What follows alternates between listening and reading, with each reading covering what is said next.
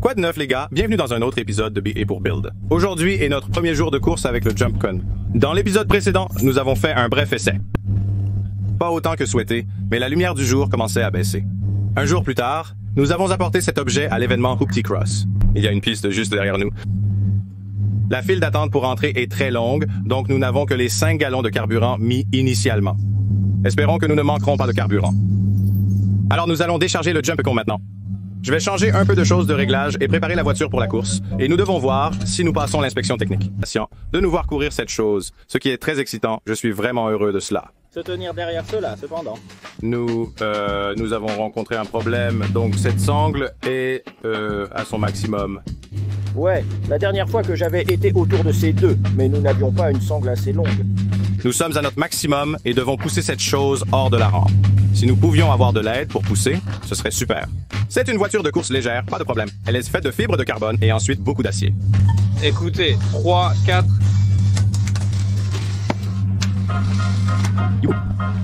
Cela s'est produit. D'accord, renvoie-la chez elle, Oscar.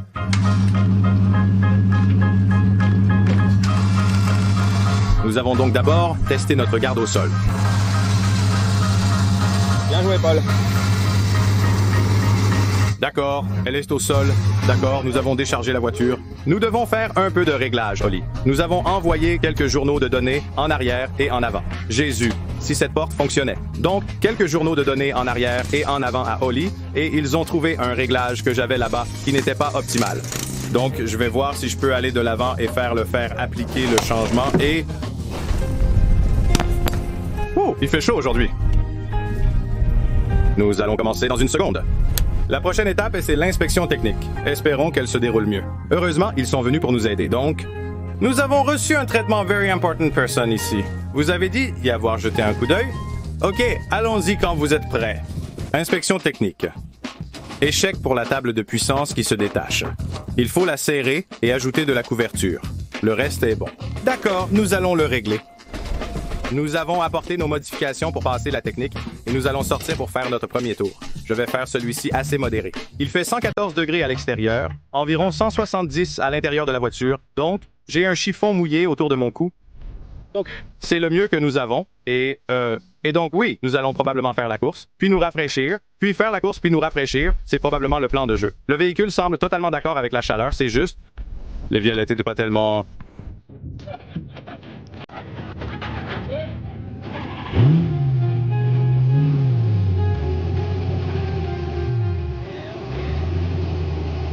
Tu as déjà gagné la journée. Je vais passer le saut lentement.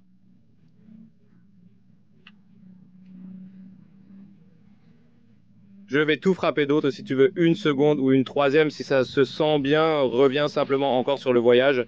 Je pense ce que je pense. Merci, j'accepte votre offre. Nous ferons un tour, retournerons au stand, discuterons du déroulement et visionnerons la vidéo. Et puis nous reviendrons.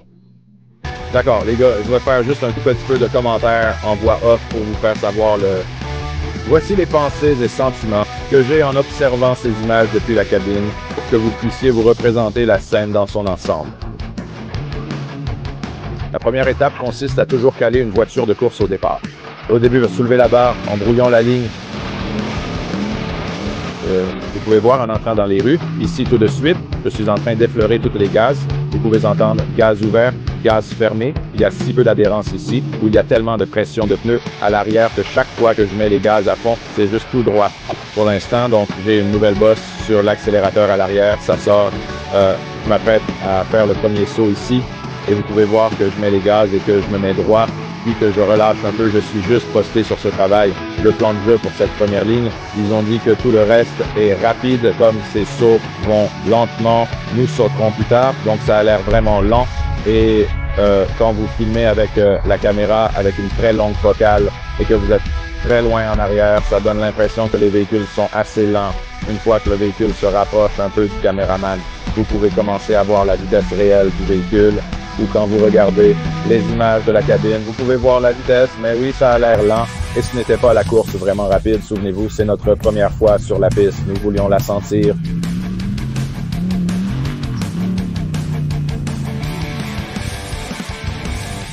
Dans les rues, je me sens super. C'est honnêtement pas une mauvaise course ou quoi que ce soit, donc C'est comme conduire sur une route de terre droite, beaucoup de contrôle. Tout se passe bien, le problème c'est quand j'aborde ces virages serrés, nous n'avons pas le rayon de braquage le plus serré, mais aussi avec le ZIL étant une surface si large, l'avant du véhicule est poussé hors du parcours. Je ne voulais pas rester coincé ou être aspiré là-bas, car ce n'est pas un véhicule à 4 roues motrices. J'ai utilisé ce que j'ai appris en dérapage. Coup de pied d'embrayage dans les virages, burn-out pour me remettre sur la piste et creuser à travers le limon. De retour sur la piste, j'ai essayé différentes méthodes pour y rester, soit en allant plus lentement dans les virages, soit en donnant un coup de pied d'embrayage et en dérapant, en dirigeant avec l'arrière, ce qui a mieux fonctionné. Mais la première fois que j'ai conduit la voiture, elle était un peu difficile à contrôler. C'était assurément une voiture lente que je croyais connaître. À un moment, je pensais que ce n'était pas si grave. Je suis sorti de la piste à gauche, puis à droite, et j'ai percuté un arbre. Je n'en avais pas besoin de toute façon, ils en avaient trop. Nous avons évidemment eu des problèmes d'adhérence à l'avant.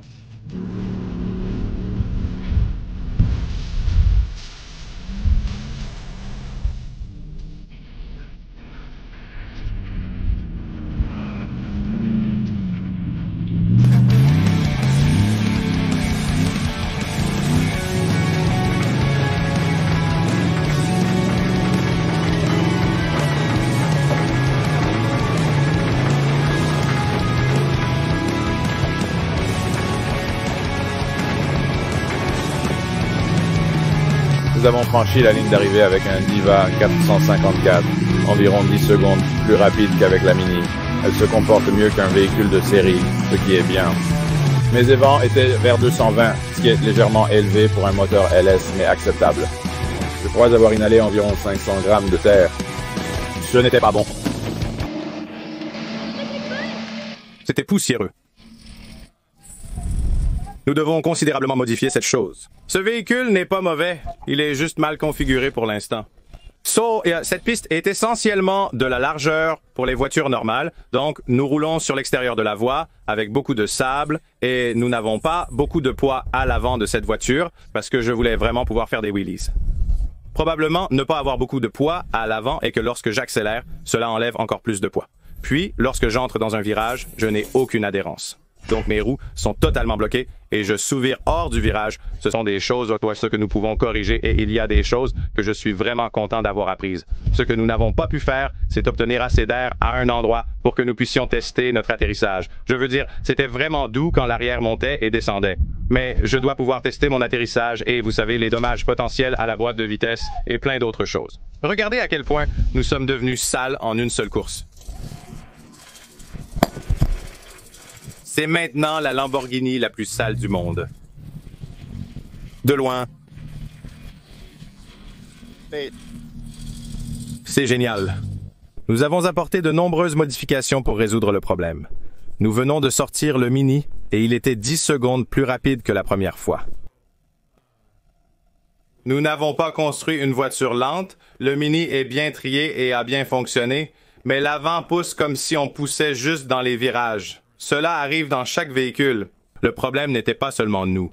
Nous avions notre configuration de ressort et de choc à l'envers, doux à l'arrière et dur à l'avant, causant un sous-virage. Maintenant, nous les avons rendus doux à l'avant et durs à l'arrière. Ça va aider. On a aussi réduit la pression des pneus. Nos pneus étaient trop gonflés. Donc avec ces changements, je dois perdre au moins 10 à 15 secondes. Je vais vraiment essayer de rester sur la piste cette fois.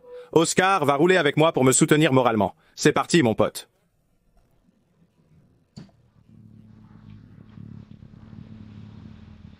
Ouais, ça pourrait nous faire courir cependant. Nous sommes... Pas en train d'aller si vite. Ouais, nous n'irons pas assez haut pour faire quoi que ce soit. Je dis juste, nous pourrions décoller de ce saut et nous pourrions frapper, genre, vraiment. Sam, cette pompe à carburant est en manque. Carburant? Nous sommes à court de carburant. Je ne vois pas de gaz en marche. Terrible. Et vous avez du gaz ici? Es-tu en train de mendier? Oui, j'ai quelque chose ici. Je l'apporte. Merci, nous sommes vraiment à court. Du moulin. Va frapper une arme. Ce n'est pas juste en face, c'est un chat. Je vais quand même aller de l'avant et dire prêt? 3, 2, 1.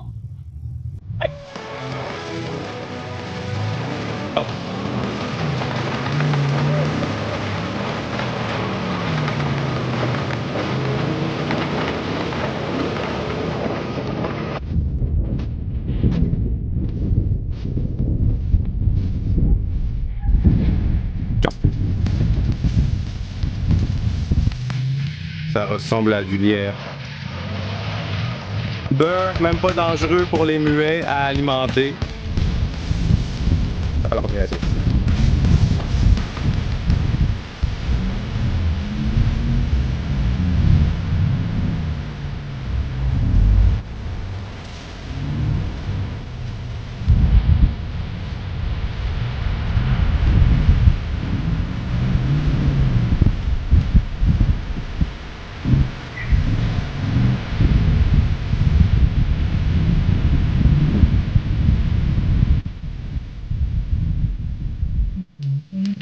Oh, nous sommes coincés. As-tu vu comment je dérapais avant ce saut? Oui. Tu as beaucoup de puissance maintenant.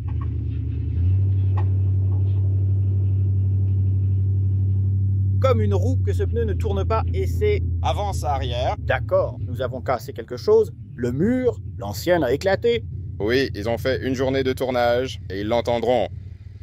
D'accord. Eh bien les gars, on a envoyé plus fort après le saut. Nous avons cassé le Jumpicon, mais surtout nous avons appris des choses. Nous avons appris pourquoi il s'est cassé et nous savons comment le réparer. C'est juste une simple miscalibration, vraiment. Donc, si vous regardez juste ici, c'est notre bras de suspension qui tient notre choc. Voici le boulon qui le relie à l'armature inférieure et il s'est cassé. Donc, vous pouvez voir où il s'est cassé là. Il est censé être connecté à là et il s'est cassé. Donc, il y a quelques théories sur pourquoi cette chose s'est cassée. Elle n'aurait pas dû se casser. Ce n'était pas seulement la force du saut. Quelque chose d'autre se passait et nous testerons les différentes théories à l'atelier. Nous allons charger le tout sur la remorque, le ramener à la maison et vous montrer les tests et diagnostics pour comprendre pourquoi cela s'est produit afin que ça ne se reproduise plus. Ajouter plus de métal et des boulons plus forts n'est pas la solution. Ça n'aurait pas dû se casser.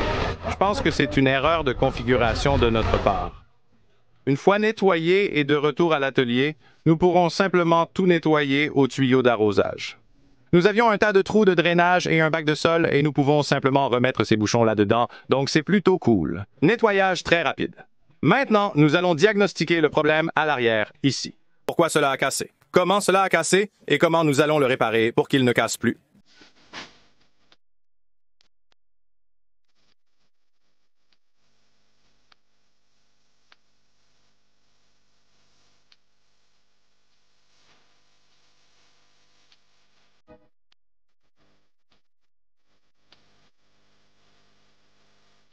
J'ai passé presque toute la journée à essayer de diagnostiquer ce mystère. Donc un boulon entre ici, passe par ce gars, et il entre ici. Et c'est ainsi que ces choses sont tenues ensemble. Et il y a quelques désalignements et des choses comme ça. Il y a un écrou là-dedans. Ce n'était pas très bien soudé, ce qui signifie que c'est moi qui l'ai soudé. Ma faute, le boulon est entré à peu près à mi-chemin et il a cassé l'écrou juste à ce point de mi-chemin. Donc, nous avions besoin d'un boulon qui allait plus loin. Donc cela a échoué d'une manière pas trop surprenante.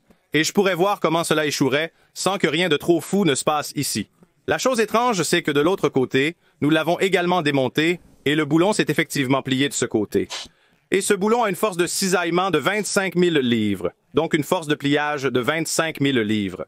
C'est donc là que nous commençons à nous dire que cette quantité de force ne devrait pas être exercée sur ce bras dans cette chose. Et donc j'ai essayé de comprendre cela et de comprendre ce que c'était.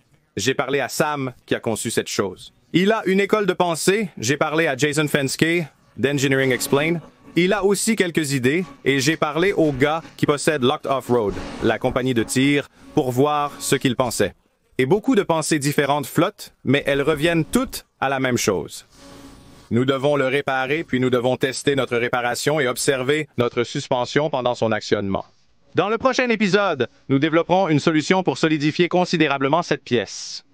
Ensuite, nous soulèverons l'arrière de la voiture aussi haut que lors de ce saut. Et ensuite, nous allons la laisser tomber, filmer le tout avec des caméras à mouvement lent et nous assurer que tout fonctionne comme il se doit avant de nous diriger vers notre course à Vegas sur le circuit Mint 400 dans 6 jours. Nous devons aussi faire d'autres préparatifs pour cela. Donc, nous courons sur le circuit Mint 400 à Las Vegas dans 6 jours. Très excité pour ça, très enthousiaste. Je mettrai un lien vers le Mint dans la description. Merci d'avoir regardé. C'était amusant de faire la course avec ce véhicule pour la première fois. Je n'ai pas été aussi vite que je le voulais. Nous allions plus vite la deuxième fois et ensuite des choses ont explosé, donc réparez-le. Faites la course à nouveau. Répétez, je vous vois les gars. La prochaine fois, Wesh.